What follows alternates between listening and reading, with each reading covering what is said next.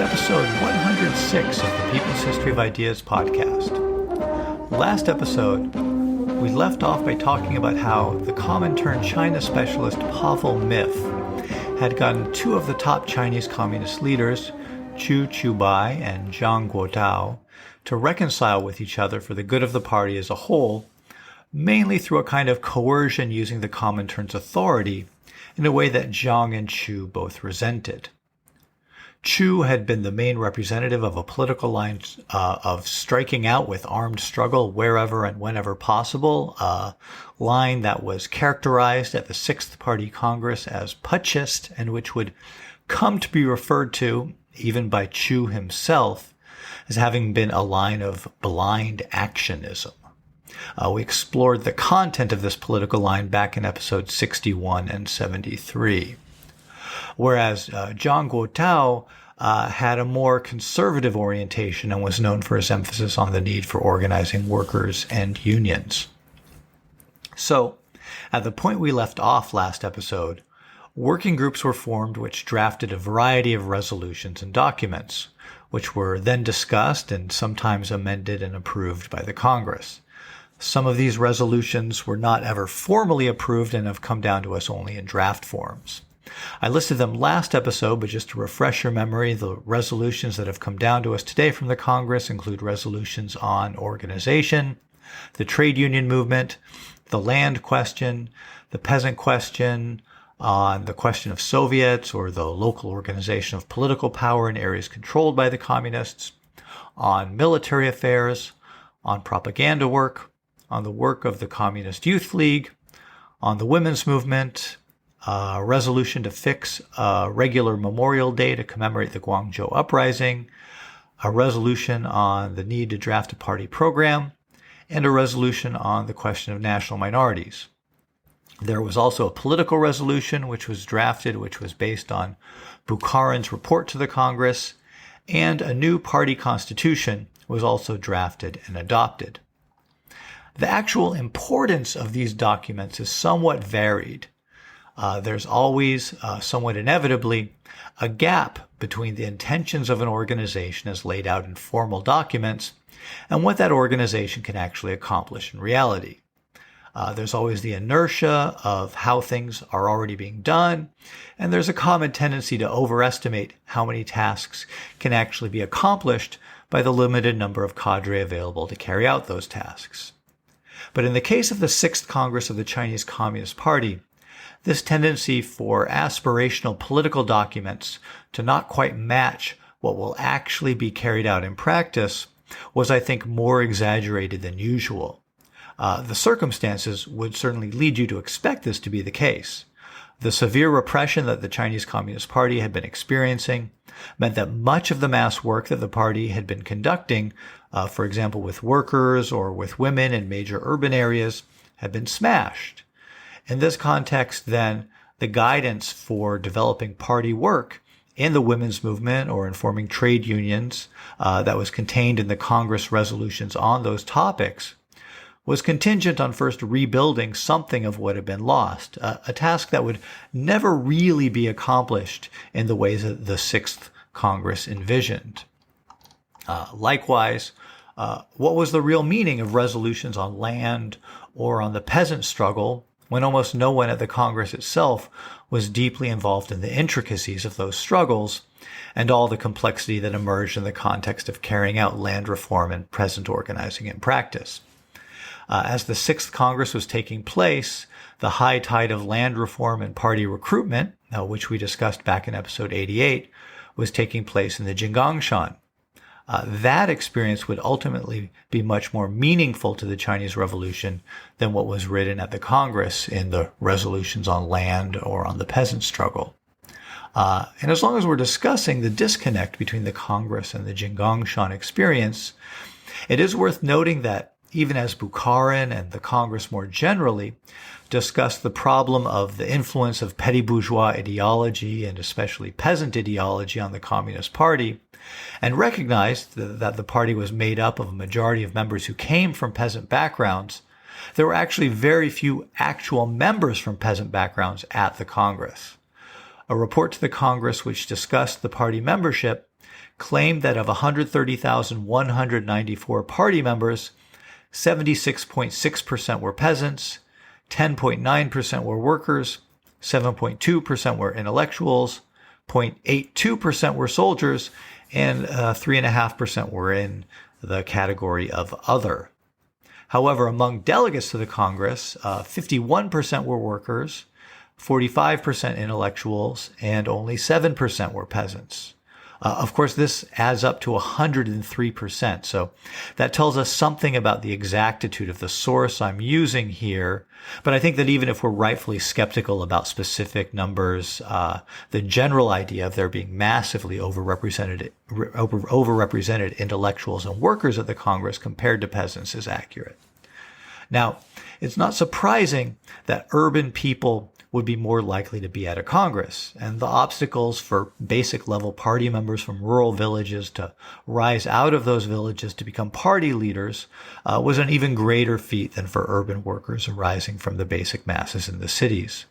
But still, I think this reflects how the rural party and the most advanced rural experience that was being carried out in the remote base area of the Jinggangshan was at some remove from the milieu of the Congress.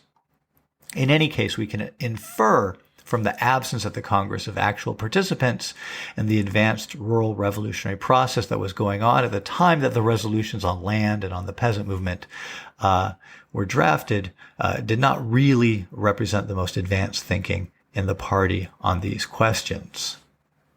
Perhaps the disconnect between the wishes of the Congress and what reality would actually serve up to the communist movement in China is best captured by the new constitution's provision that, because of the importance of party congresses as the supreme decision-making body of the party, that the party would hold a congress annually going from here on out. In actual fact, the next party congress wouldn't take place until 1945, 17 years later. There are a couple of small points that I found in the resolutions of the Congress that I want to point out just because they're of some interest. In the draft resolution on work in military affairs, there's a one paragraph long section titled "The Assistance of Fraternal Parties," which reads, quote, "The 6th National Congress of the Chinese Communist Party requested the Executive Committee of the Communist International to plead for assistance from fraternal parties to the Chinese Communist Party in various aspects.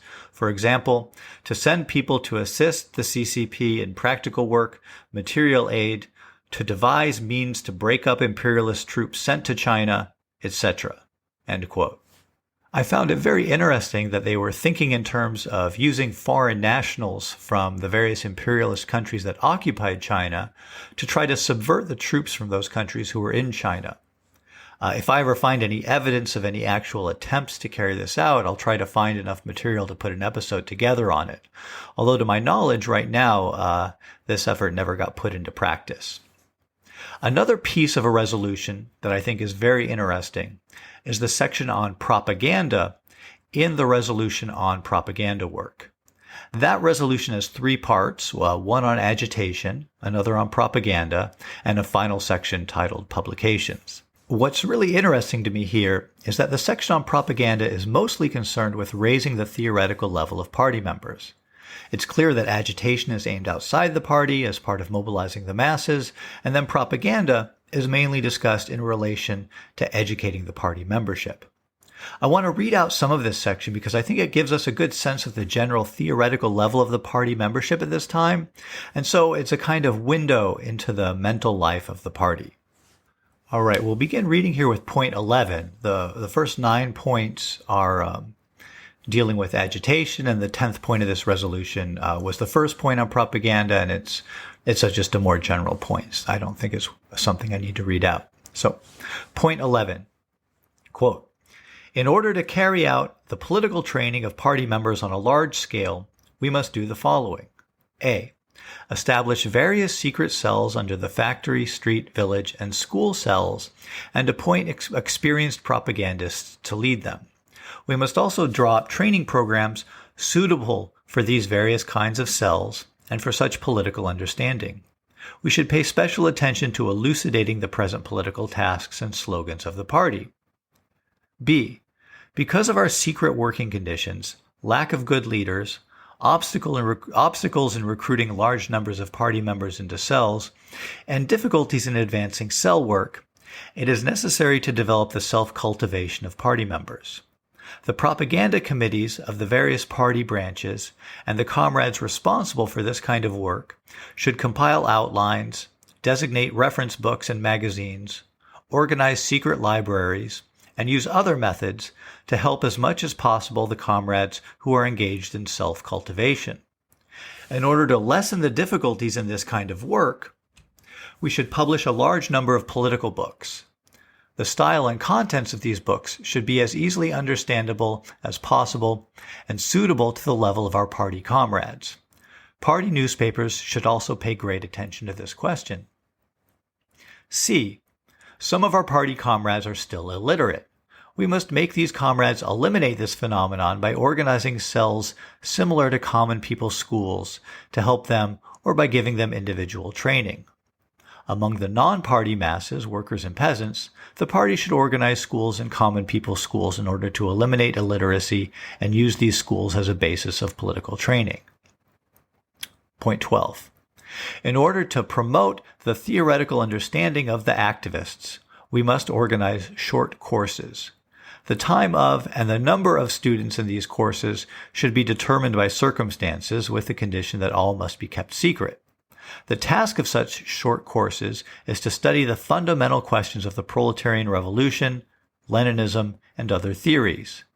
Very obviously, it is possible to achieve good results from these courses if there are good directors and students. Naturally, attention should be paid to the reference books and textbooks supplied to them. From among these party activists, outstanding comrades are selected to continue to develop their theoretical understanding in other situations in relatively tranquil circumstances. Point 13. One of the basic conditions for propaganda work is that we must utilize libraries of various social organizations.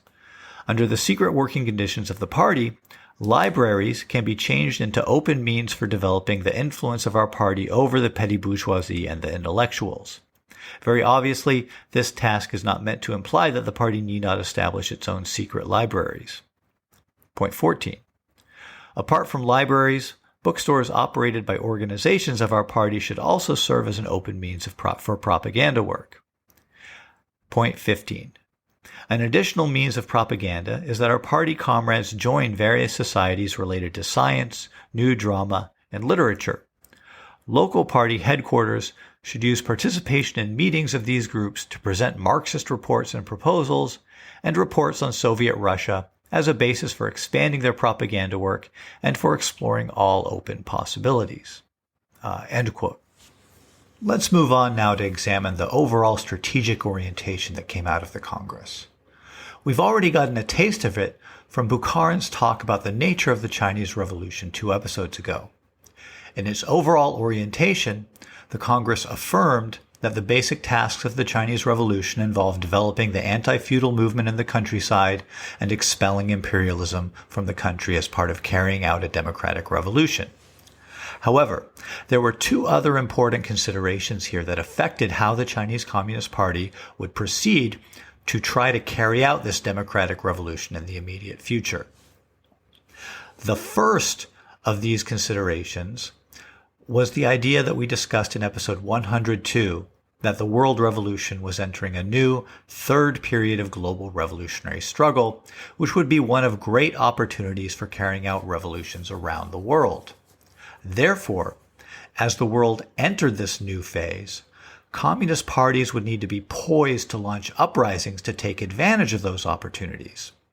What this meant was, even though the past year of blind actionism had been criticized as being putschist and overly inclined to adventuristic military actions, in the upcoming period, many of these policies might actually be seen as being now appropriate given the development of the objective conditions for revolution. So, while the documents coming out of the Sixth Congress contained admonitions that the party still needed to avoid the errors of putschism on the one hand and opportunism on the other hand, in practice, it is going to be a pretty blurry line between putschism on the one hand and trying to take advantage of a perceived change in objective conditions that now favored armed uprisings on the other hand. This difficulty is going to be expressed in something that is going to end up being called the Lisan line. Just to give you a bit of a preview of where we will be going in this podcast in the relatively near future, this is how the Lisan line was summed up in a short book titled A Basic Understanding of the Communist Party of China that was published in Shanghai in 1974, and which attempted to codify many of the lessons learned during the Mao years related to issues surrounding the organization and life of a communist party. This is in an endnote which gave a quick summary of the 10 major line struggles that had occurred in the Chinese Communist Party up to that point. Quote, "The third struggle was between the line of Chairman Mao and the line of Lisan. Lisan had been a member of a branch of the Communist Party of China in France before returning to China in 1921 and had participated in trade union organizing. He considered that the main role of the revolutionary process was to be played by the workers, acting by themselves, and gave prime importance to the cities. Between June and September 1930, he called for a general uprising in the key cities and a general offensive by the entire Red Army against these cities. This orientation caused very heavy losses in the party's underground organizations in the areas controlled by the Kuomintang. In September 1930, Lisan's errors were rectified by the third plenary session of the Sixth Central Committee of the party, and at the fourth plenary session of the Central Committee in January 1931, he was completely eliminated from the leadership of the party by the new left faction headed by Wang Ming." I think there's a lot more detail and nuance to be given when we explore this in this podcast. But this description of the Lisan line serves as a nice bridge to the second major consideration that will affect how the Communist Party oriented itself strategically coming off of the Sixth Congress. If, as Bukharin had stated, one of the main problems that was affecting the Communist Party was the influence of ideas rooted in the peasantry, the explanation that Bukharin and many of the Chinese communists at the Congress found for this problem was the large number of peasants in the Communist Party membership compared to workers. In their thinking, the best way to address this problem was to recruit more workers, and in particular to put these workers into leading positions in the party. Without more workers, it was thought that the working class could not exercise leadership over the peasantry. Or, to phrase the same issue in the realm of ideas, it was thought that truly communist ideas about changing the world would be constantly subverted by ideas rooted in the petty bourgeois social relations that corresponded to peasant production, unless more workers could be brought into the party. The Congress's political resolution put the issue like this. Quote, "The major task of the party is to win over the majority of the working class, secure their active support for the vanguard of the proletariat, the Communist Party, and induce them to believe in the Communist Party and consciously accept its leadership. Full attention should be paid to the labor movement, especially to industrial workers. Only thus can the leadership of the working class over the peasantry be strengthened." End quote. And the outline for a resolution on organization, which is all we have of that resolution, put the problem this way. Quote, "The party's proletarian elements have grown fewer in number, while the number of peasant members has exceeded that of our proletarian comrades by 7 times. The peasants' consciousness will influence the party's organizational line." So the idea coming out of the Sixth Congress was that in order to actually lead the democratic revolution in an appropriate way, it was necessary to exercise proletarian leadership of the peasantry. And in order to exercise proletarian leadership over the peasantry, it was necessary to have a larger number of actual workers in the party. So, even though the immediate tasks of the democratic revolution indicated a focus on the countryside in order to lead the peasantry against the landlords, it was thought that this could not be done in a good way unless the party had more workers in it. and these workers were not going to be recruited by focusing on the countryside. So even though the main tasks of the revolution were in the countryside, it was going to be necessary to put a major focus on struggles that would lead to recruiting workers so that those workers could then somehow help to guarantee a correct political orientation to the decisive struggle in the countryside. This perceived need to win over large numbers of workers to lead the peasants led Bukharin in his opening speech to state that, quote, "At no time should we say that the party cannot struggle for the small local demands or for the day-to-day needs of the working class," end quote. This perceived need to develop struggles that would recruit workers on the one side and need to develop the rural struggle to advance the democratic revolution on the other side leaves a lot of room for interpretation in terms of how the party should actually distribute its forces and what struggles should be emphasized and de-emphasized. You can't take advantage of the opportunities of the third period if you don't have enough organization in place to lead the peasants in armed struggle. But you can't lead the peasants the way you want to if you don't have enough workers in the party. So how are you going to distribute your forces? Where are you going to put your organizing efforts? How are you going to balance these needs of the revolution? So we'll see how the Communist Party deals with this contradiction in some upcoming episodes. At the end of the Congress, the delegates elected a new 23-member Central Committee, which met on July 19th, right after the end of the Congress, and elected the politburo, a new politburo, which had 7 full members and 7 alternate members. The following day, the Politburo met and elected a worker and trade union leader from Wuhan, Xiang Zhongfa, as the new general secretary. I've read in one source that Xiang defeated Zhou and Enlai for this position, although there are other sources that claim that the Comintern strongly indicated it wanted Xiang for this position. So I'm not entirely sure how credible the source is that claims that Zhou Enlai was defeated in an election for this position.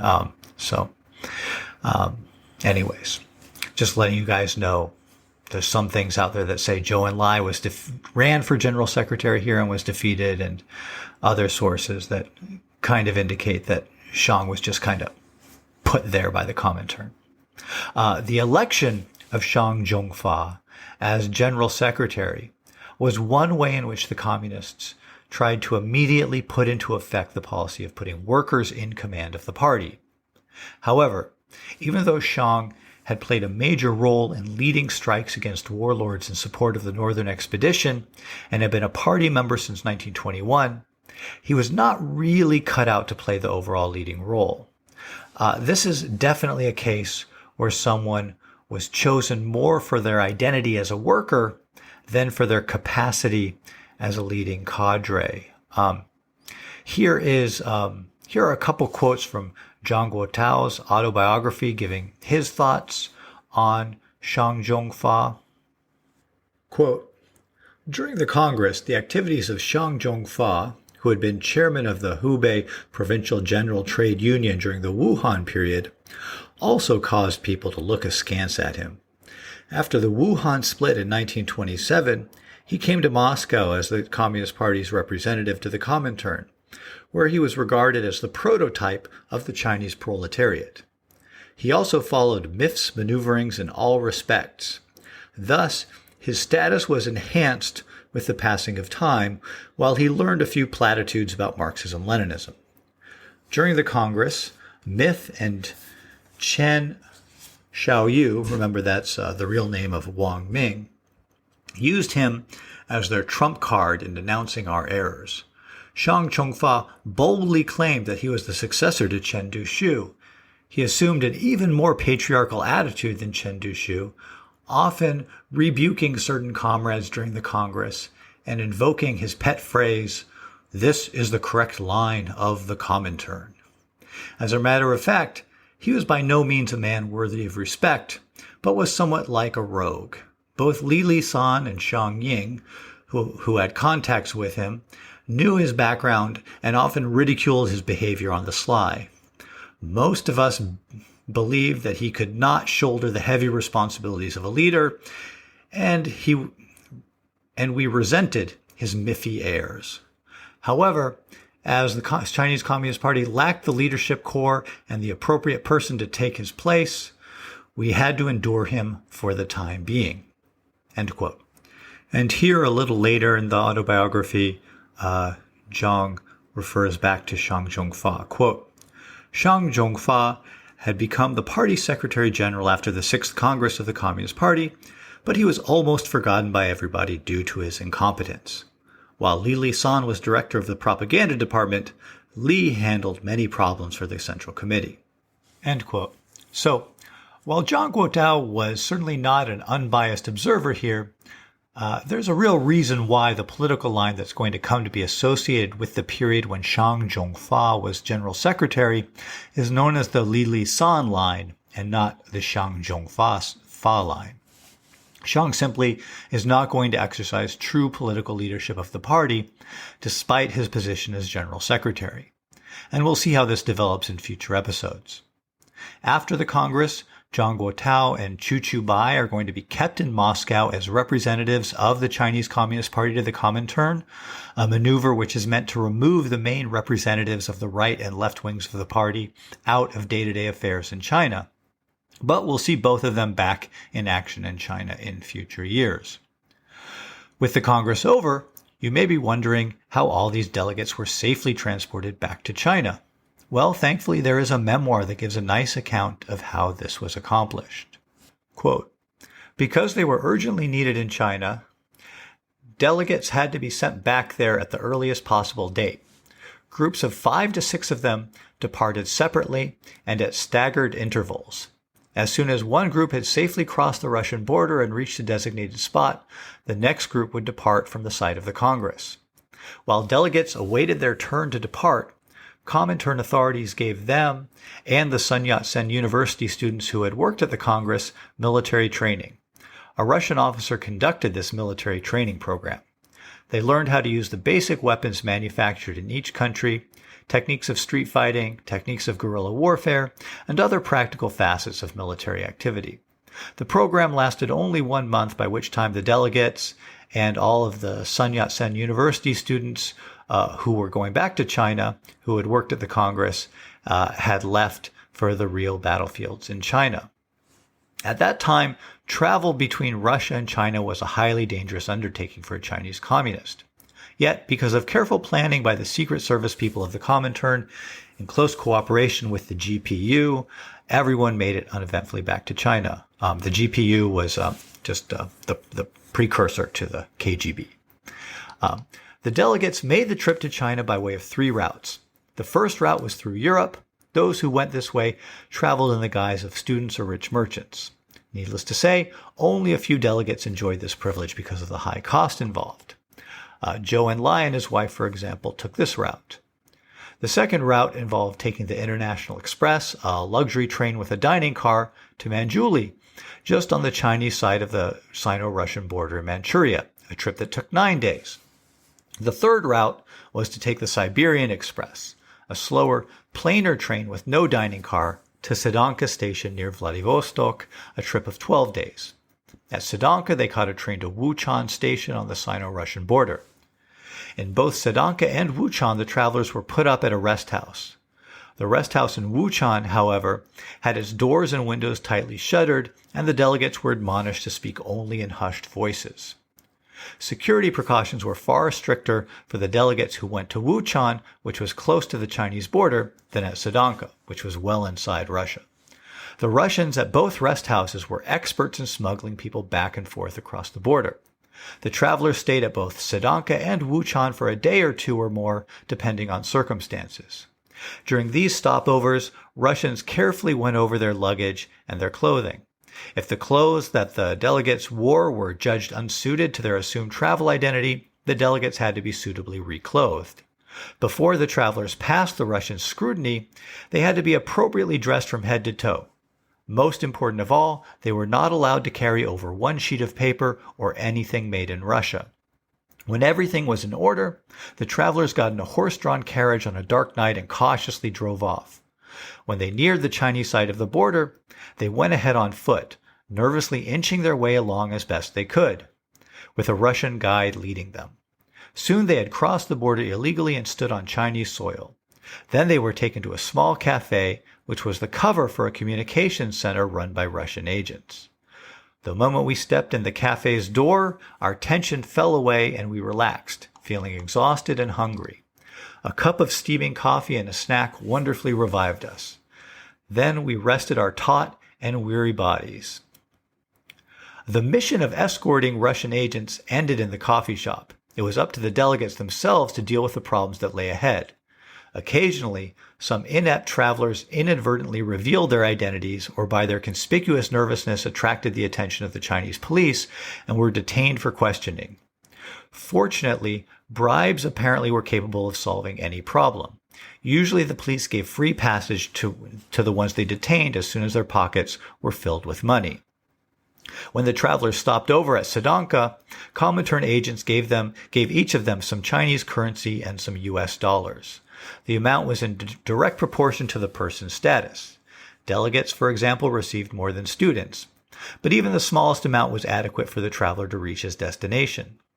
Also, each traveler received enough money to cover living expenses for 1 month, just in case he encountered difficulty in establishing contact with the party at his destination, a distinct possibility under the White Terror in China at that time. It was, of course, important that, should no contact be established, the traveler have enough money to go elsewhere or, at least, defeat himself. It cannot be denied that the Russians were extremely prudent and that they thought of all eventualities and provided travelers with the means to cope with them. It was late fall when the last of the delegates had left for China, except for those who stayed on in Moscow in connection with party work, such as Qiubai, Zhang, Guotao, and others. End quote. All right, with our delegates safely escorted back to China, I think we are done with the 6th Congress. Before I end things here, though, I just want to acknowledge all the positive comments and contributions that have come in the direction of the podcast these last few weeks. This has been a difficult year for me to find the time to produce the show, and it's really encouraging to receive the words and other forms of support that people have been sending. It seems like there have been a lot of listeners who are missing the show while I was prioritizing some other things. So I just wanted to put out this general thank you to all of you who have been sending those good vibes my way. All right. Talk to you next time.